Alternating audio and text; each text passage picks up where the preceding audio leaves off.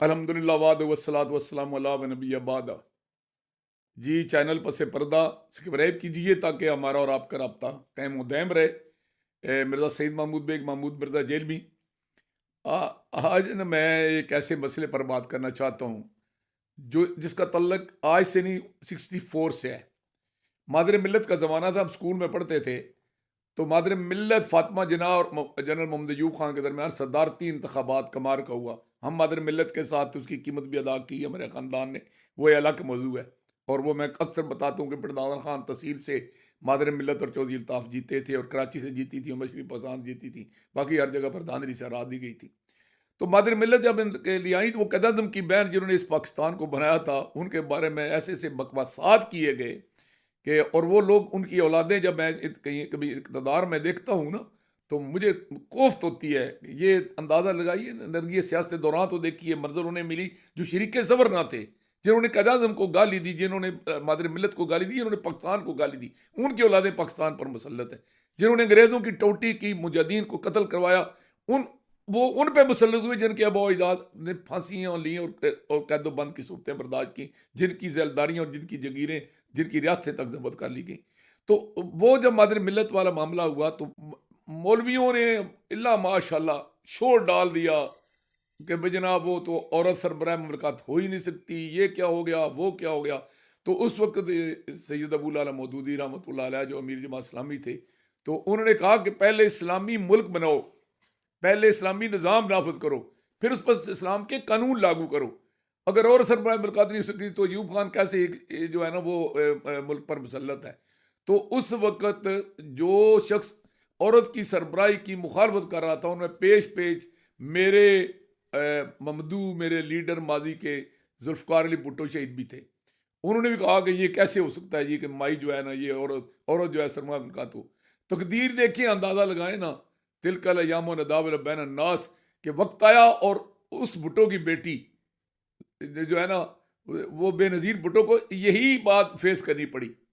तो लोग उसके बाप की मिसालें देते थे कि जनाब आपने ये कहा था कि जनाब ये औरत सरबराह मुल्कत नहीं हो सकती, और आज आपके बाप ने कहा था, तो आज आप कैसे मुल्क की सरबराह हो रही हैं। बल्कि इस पर मैं एक बड़ा तल्ख वाक़या जो है ना मैं रिकॉर्ड पे लाना चाहता हूँ कि जब मैं दीन की तरफ राग़िब हुआ, एक हादसा हुआ, बेटा जल के फौत हुआ, तो मेरी दोस्तों ने रहनुमाई की कि सुकून तो अल्लाह के ज़िक्र में है। तो मैं इधर उधर से चलता फिरता जो है ना, वो ये हुआ कि मजहबी कुफ्तों के बहुत ज़्यादा करीब हुआ। हमारे दोस्त थे मतलब मौलाना अल्लामा ज़ुबैर अहमद ज़हीर साहब, उनकी जमात थी मरकज़ी जमात अहले हदीस। मैं उनका पंजाब का अमीर बना। बाद में ये जमात मरकज़ी पाकिस्तान जो है ना मरकज़ी जमात अहले हदीस उसमें ज़म हुई। तो मुझे जो है ना साजिद मीर साहब वाली जमात का पंजाब का नायब सदर बनाया गया। तो उस वक़्त हमारे जेल में जो थे ना हदीसों के रहनुमा थे वलामा मोहम्मद मदनी रहमतुल्लाह अलैह, अल्लाह पाक उनको जन्नत फ़िरदौस में जगह दें। मैंने एक ऐसा मौलवी देखा कि जो मर्द मुजाहिद था। वो उधर उनके में जब हम मीटिंग में गए, मुझे मरकज़ी मशूरा का मेंबर बनाया गया, मुझे श्यामला का मेंबर बनाया गया, पंजाब की एक अहम ओहदा दिया गया। तो मैं उनके साथ जब गया तो उन्होंने मुझे कहा कि भाई यार आपने खुल खुला के बात करनी है, रिजर्वेशन नहीं रखनी।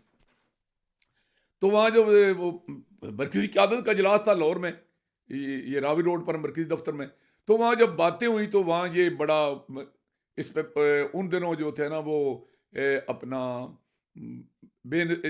नवाज शरीफ साहब के खिलाफ कार्रवाइयाँ हो रही थी और कसूम नवाज उनकी रिहाई के लिए तारीख चला रही थी। तो हमारे साजिद मीर साहब जो सेनेट का के हमेशा उम्मीदवार होते हैं नून लीग की तरफ से, तो मैंने उन्हें कहा कि जी लोग हमें कहते हैं कि जी साजिद मीर साहब कश्मीरी हैं और नवाज शरीफ भी कश्मीरी है, इसलिए इन्होंने पूरी जमात बदले डाल दिया और एक ही तू ही नदां जो चंद करियों पर कनैत कर गया, वरना गुलशन में इलाजे तंगिय दावां भी है कि एक सेनेट की सीट पर इतनी बड़ी जमात को, इंटरनेशनल फेम की जमात को, एक इतने कुरान और हदीस के अलमबारदारों को उन्होंने नून लीग के आगे बंदे डाल दिया। तो इस पर भी उन्होंने काफ़ी थोड़ा सा तलखी से देखा। लेकिन साथ जब बेनज़ीर का जिक्र आया कि जी दूसरी तरफ बेनज़ीर है, वो औरत है, तो मैंने वहाँ जो बात कही वो ज़रा थोड़ी सी है तो अच्छी नहीं, लेकिन मैं रिकॉर्ड को दुरुस्त रखने के लिए ये बात करना चाहता हूँ। तो मैंने कहा हज़रत ये फरमाएं कि आप कसूम नवाज के साथ चलते हैं, यहाँ से लाहौर से और कराची तक जाते हैं, हम तो ईद के अलम बरदार हैं, हम दरबारों पर जाना जो है ना गुनाह नहीं शिरक समझते हैं। तो आप वहाँ क्या करते हैं जी कि वो हर सफ़ेद कब्र पर सजदा करती जाती है, आप उसके साथ होते हैं और आपके उसके करीब बैठे होते हैं। क्या जो पर्दे एक खातून यानी बेनज़ीर के साथ लगे हुए हैं वो कुलसूम नवाज़ के साथ नहीं है? तो इस पर वो मुझे बाद में एक लेटर आ गया कि आपकी खिदमत की हमें ज़रूरत नहीं है। ये हमारे कोल्लो फेल का तज़ाद बड़ा है हमारी सोसाइटी में। वो हम दीनी लोग हों, दुनियावी लोग हों, सियासतदान हों, मजहबी हों, पता नहीं हमें ये क्यों मैं कि वो ए ईमान वालों, कुरान तो कहता है ईमान वालों बात क्यों करते हो जो जिस वो कहते हो जिस पर अमल नहीं करते। अभी तो देखिए उसके बाद हुआ क्या कि ये जो बेनज़ीर के खिलाफ इतनी तारीखें चलाने वाले जो थे अपना नवाज शरीफ साहब, तो एक से एक बात उन्होंने की कि जनाब ये औरत बात नहीं हो सकती, ये जनाब ये मर्द का मामून होता है, यूं होता है, ये होता है। इसके लिए वो निसार चौधरी का अगर आप आजकल वो जो है ना सोशल मीडिया पर उसकी तकरीर आ रही है कि हम क्या कहते थे और आज हम क्या कर रहे हैं, तो आज वही नवाज शरीफ की बेटी जो भुट्टो के साथ हुआ, नवाज शरीफ के साथ हुआ कि कल वो भुट्टो की बेटी भुट्टो कल कहता था मादरी मिल्लत के बारे में, तो उसको अपनी बेटी सामने लाना पड़ी कि बेटे उसके मरवा दिए गए। और आज जो है वो बेटों को दौलत के अंबार देकर लंदन में भेज दिया है और पीछे बेटी को जनाब जो है ना वो उसको पंजाब का सरबराह बना दिया है। और जनाब आज वो बेनज़ीर को इस बारे में जो कुछ कहते थे, क्या आज वो लागू नहीं होता बेनज़ीर इस पर, मरीम नवाज पर? लेकिन नहीं, हम जो है ना हमारी तो मिसाल, और हम जो वोटर सपोर्टर हैं पार्टियों के, हमारी हालत भी ये है कि अपना चोर अपना डाकू, इस पर हमारी तकसीम हुई हुई है। ना हमने कभी दीन को दीन भी हमारे लिए वो काबिल कबूल है जो दूसरों के खिलाफ इस्तेमाल कर सके, असूल भी हमारे लिए वो काबिल कबूल हैं जो दूसरों के खिलाफ इस्तेमाल सके। हमने कभी भी ये दीन की बातें और असूल की बातें कभी ये देख कर नहीं उनको मुंतखब किया कि ये इनकी इनकी रोशनी में अपने अला अमल मरतब करें।